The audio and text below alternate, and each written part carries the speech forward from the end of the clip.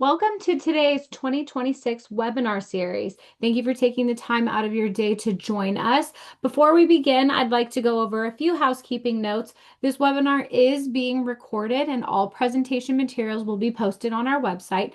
If you would like to ask a question, please use the Q&A feature, and if time allows, our speaker will jump into that at the end. Now I'd like to introduce you to today's speaker, Kevin Plexico with Deltek. Hey everyone, thanks for joining us today, and thanks for the opportunity to join this session and speak to your audience at the National 8A Association. I'm going to go ahead and just give a little bit of context on my background. I'm Senior Vice President of Information Solutions here at Deltek. I manage our GovWin market intelligence product that hopefully many of you are familiar with, and we are focused on providing our customers with market intelligence to help them find opportunities and grow their government contracting business across the federal, state, and local and higher ed markets here in the US as well as in Canada. What I'm going to cover today really is a little bit of sort of lessons learned and what the data says from 2026 or 2025 about the impact of the new administration on contracting trends and acquisitions and what that might tell us about opportunities and challenges that many of you may face in 2026. So we'll go ahead and jump in.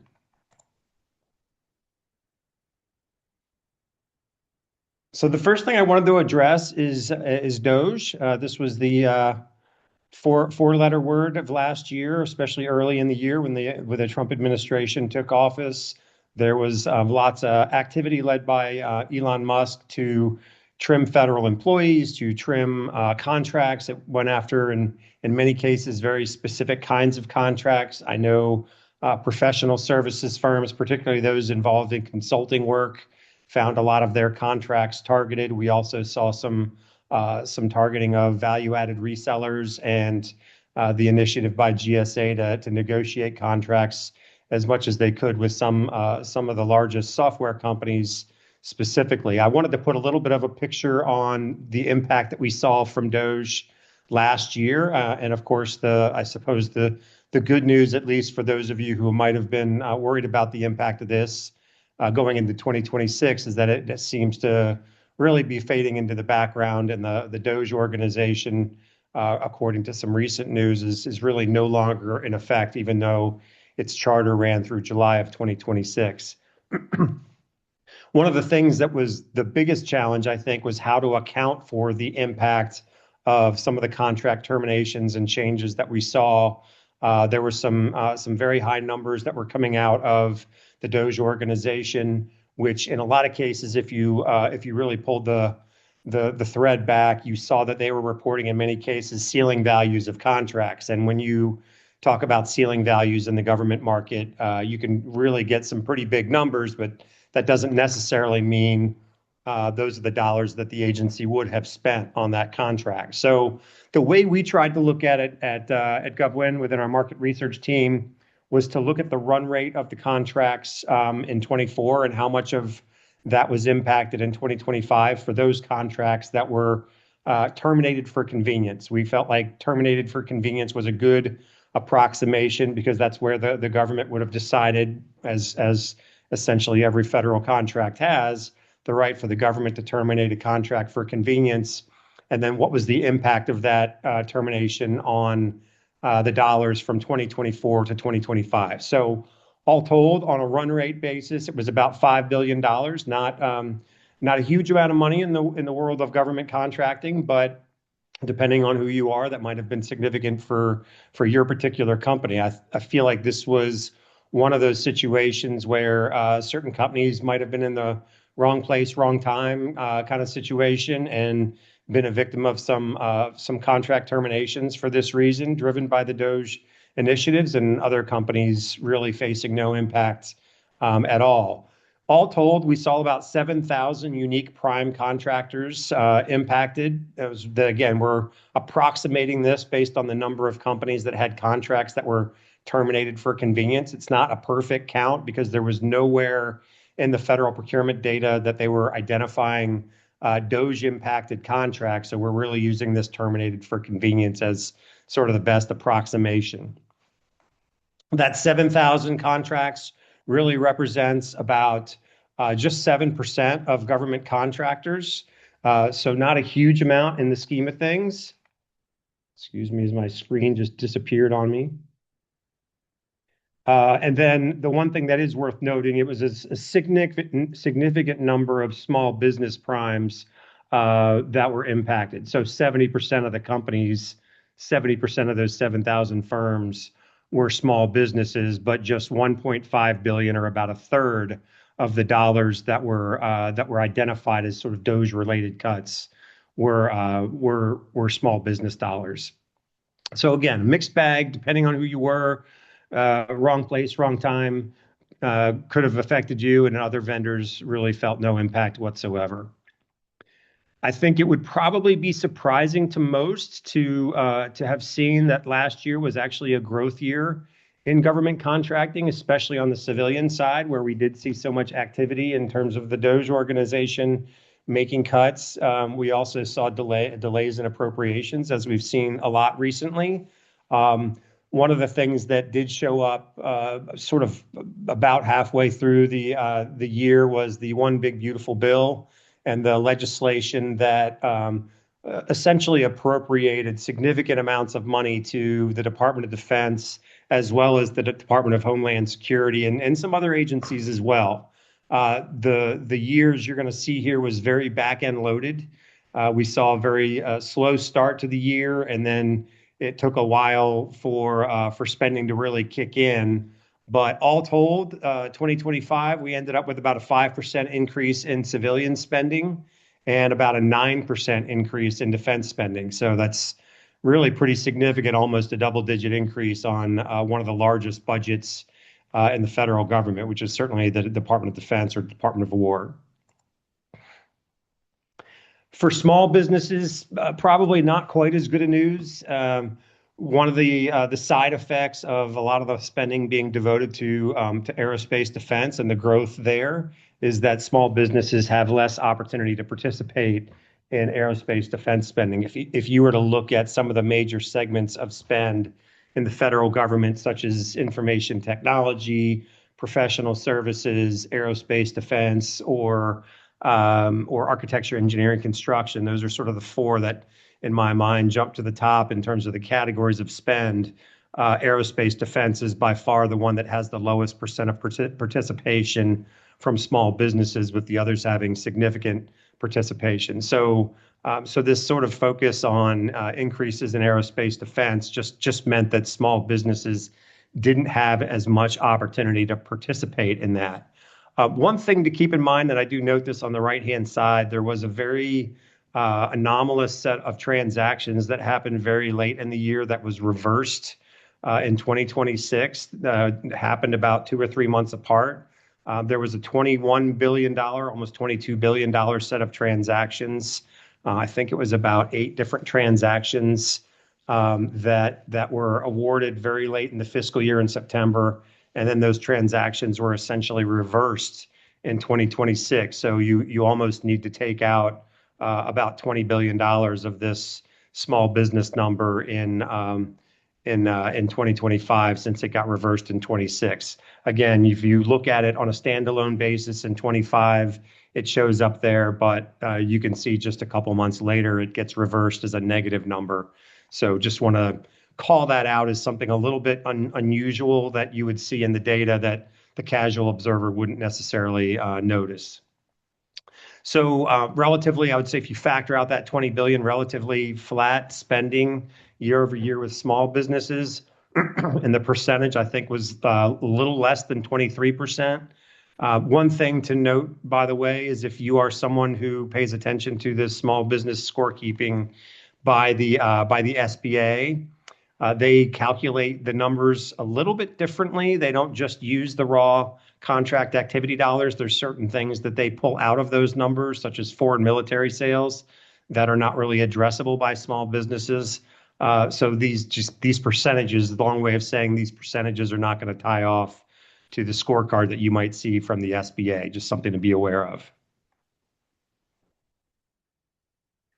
And then, as I mentioned, it was a pretty back-end loaded fiscal year. We've had this pattern for many years, but this one was particularly back-end loaded, and a lot of that had to do with both the combination of the early initiatives of the administration. You can see here in January through March, pretty significant decline versus the first quarter of fiscal year 2025.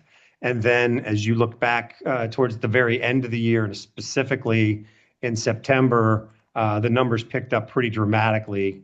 And that's just something to be aware of, that because of the changes in terms of the timing of appropriations, the timing of when the One Big Beautiful Bill was signed, and I think also the significant leadership change that we see when a new administration, especially one from another political party, takes over, that leadership change can really slow purchasing early in the year while those new leaders are taking office, and also the policies that they're putting forward are getting put in place.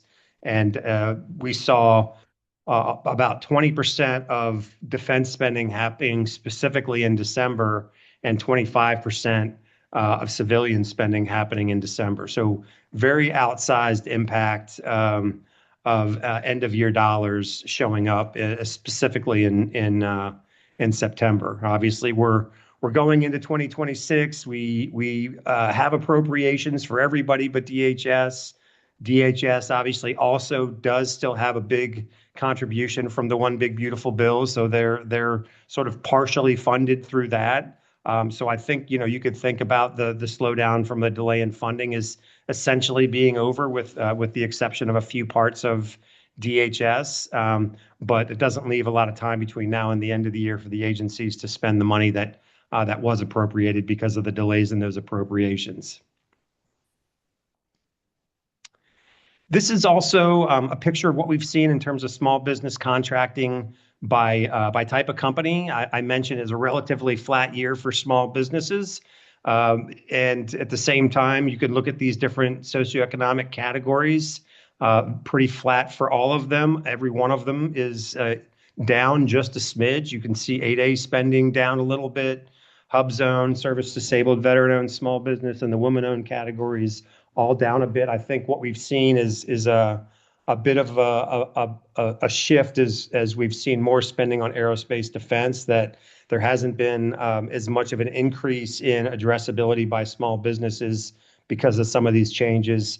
8A contracting specifically down about 12%, probably not too surprising given the administration's focus on sort of disabling the DEI initiatives, and also taking a lot of focus onto the 8A program, both in the Department of Defense as well as through GSA and the SBA, and auditing a lot of the companies there.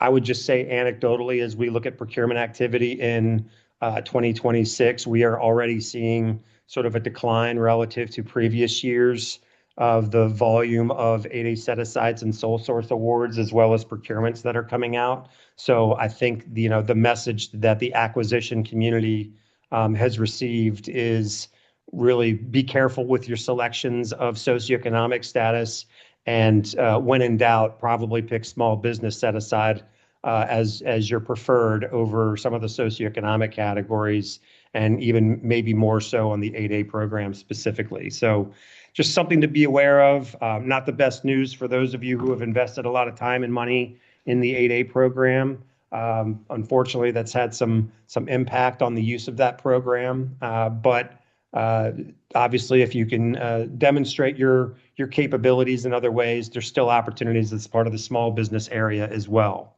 But it definitely seems to be impacting procurement activity in the 8A program specifically, but even some of the other categories are also being impacted as well.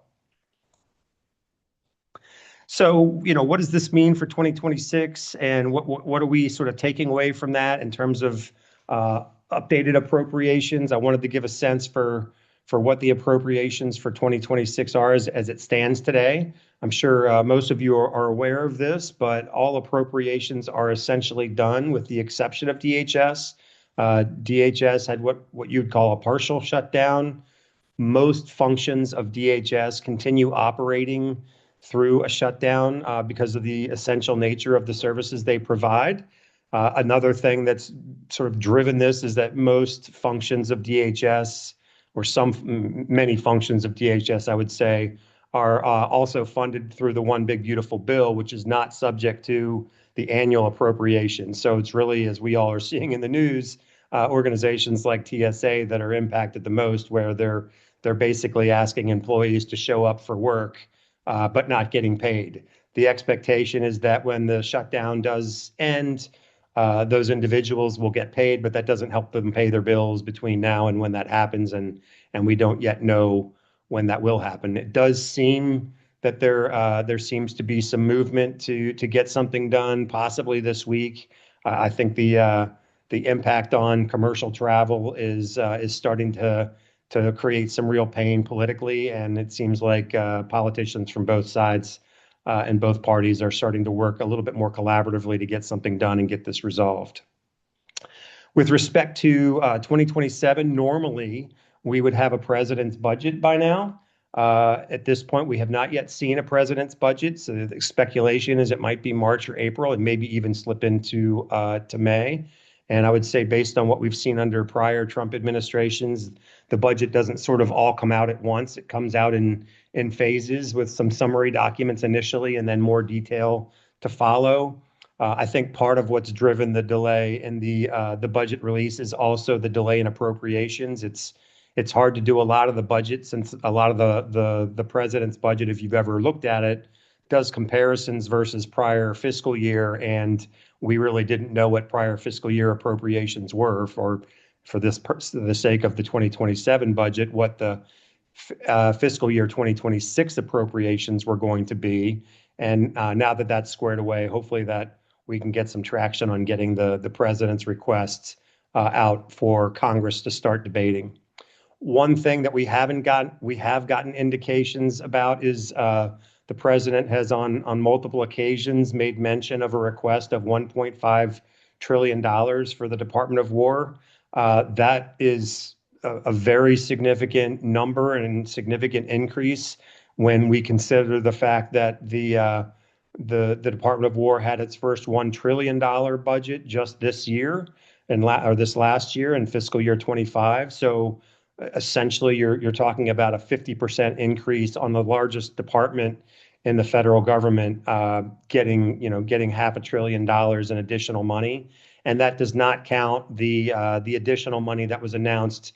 I think it was this week or last week, with the department indicating that they were going to be asking for an additional supplement of $200 billion to support the military action in Iran, as well as some of the funding for other areas like the support of Ukraine as well. So this could be really a significant year for Department of Defense funding going into 27.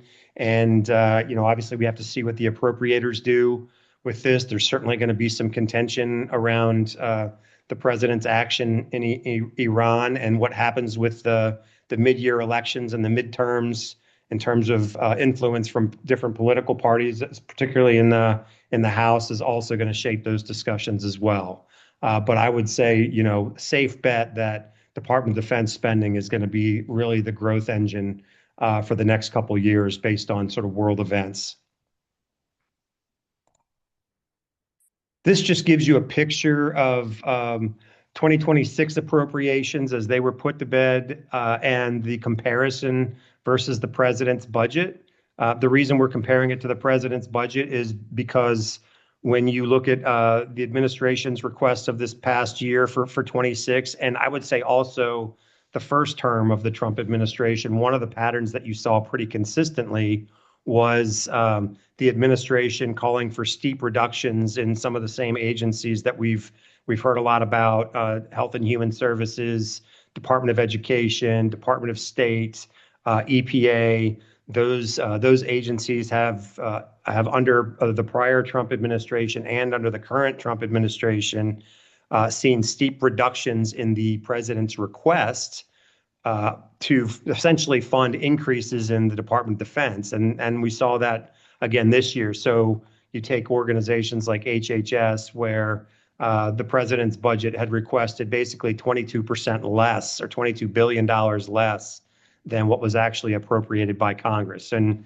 so that's the interesting dynamic in the appropriations right now is because the Senate requires 60 votes to get through the filibuster. You essentially need a bipartisan budget to pass, which is what's driving some of the impasse on the delay in appropriations and current issues with the DHS funding, but also tends to sort of neuter what the president's budget requests are in terms of cut to civilian agencies in particular.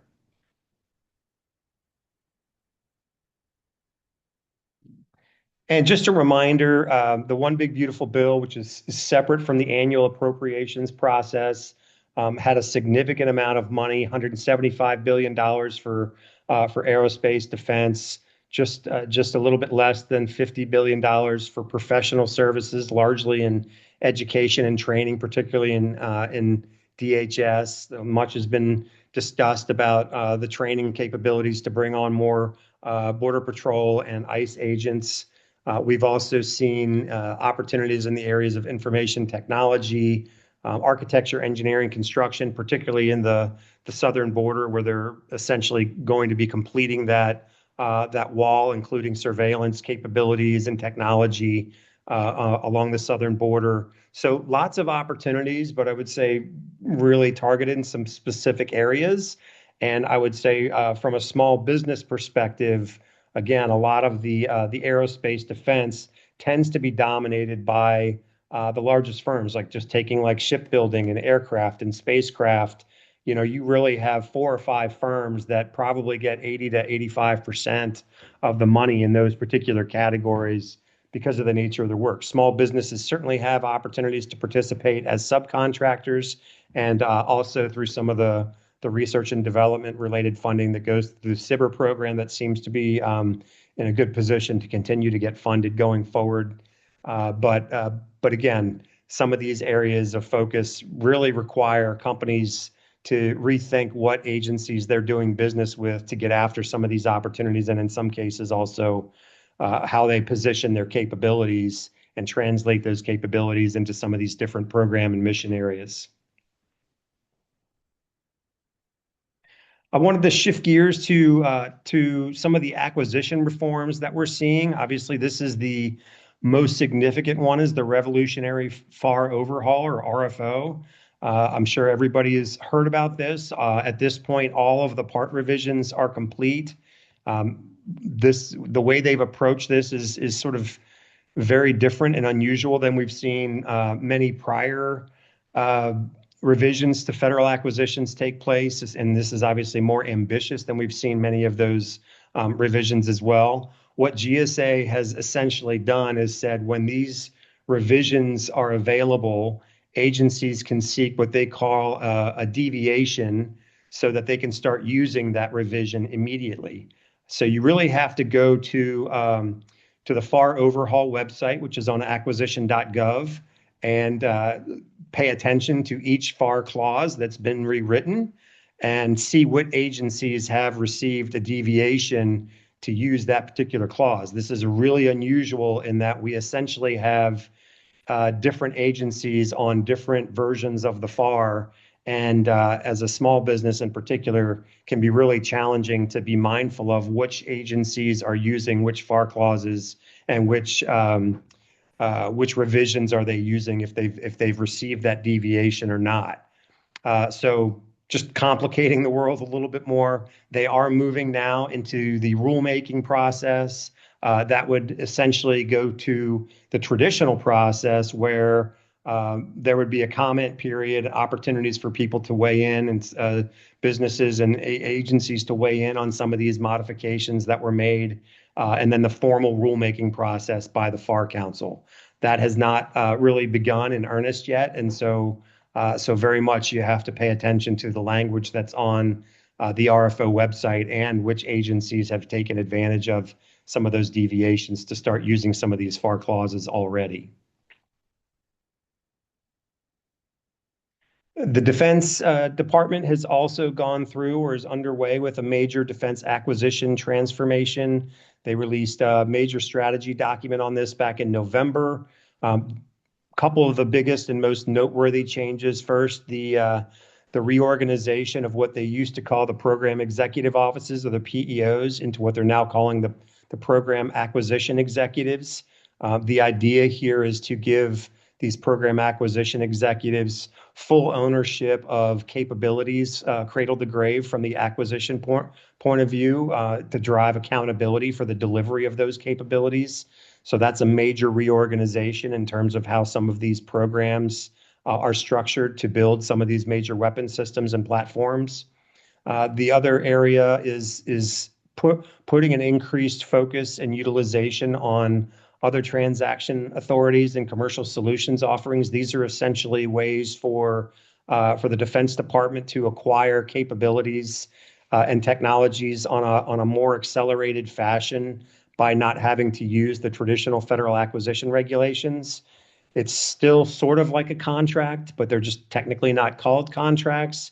They're called other transaction agreements and CSOs. CSOs tends to be much smaller, but some of these other transaction agreements can be very significant acquisitions, again, that don't necessarily have to follow the traditional federal acquisition regulations. And many of them are being run through these consortia that are essentially membership groups that companies, in some cases, have to join or team up with to get access to these. If you are in the research and development field, whether it be in information technology or even in professional services in certain areas of aerospace defense, I would really encourage you to get smarter about OTAs and how to leverage them for business growth, and make sure that they're another channel that you're familiar with how to leverage. We're tracking more and more of these in GovWin. They are in many cases still getting announced on sam.gov, but in some cases they're only getting announced on some of these consortia websites as well. And then the last area that I would mention, and this is not just specific to defense acquisition modernization, but also something that we're seeing in the commercial solutions, is really the preference for commercial solutions, even if they're sort of like 80% the way there, versus building something custom that might take much longer to deliver and also have longer and much more expensive sustainability costs. And then just the last thing I was going to highlight are some of the small business changes. We are seeing proposed changes to the size standards. So some companies operating in some of these NAICS codes will hopefully, when that's officially enacted by the SBA, will have larger size standards. So it might give you a little bit more runway in some of the NAICS codes that are showing up on the left. Obviously, with the focus on the 8A program, there's a lot more scrutiny there. We've seen literally hundreds of companies suspended. We've seen a whole audit underway to provide more scrutiny on that program, and that really is starting to drive acquisition professionals away from that program as one of the set aside and sole source award channels that they have available to them. So just something to keep in mind, whether you're in that program or someone who is looking to leverage that program. It does seem to be, at least at the current process, not used as much as it had been in the past, and that's a big reversal from the Biden administration, which was very focused on small disadvantaged business. So I know I wanted to leave a little bit of time for questions. I probably chewed up a little bit more than I would have, but if anybody has some questions, we'll go ahead and take those.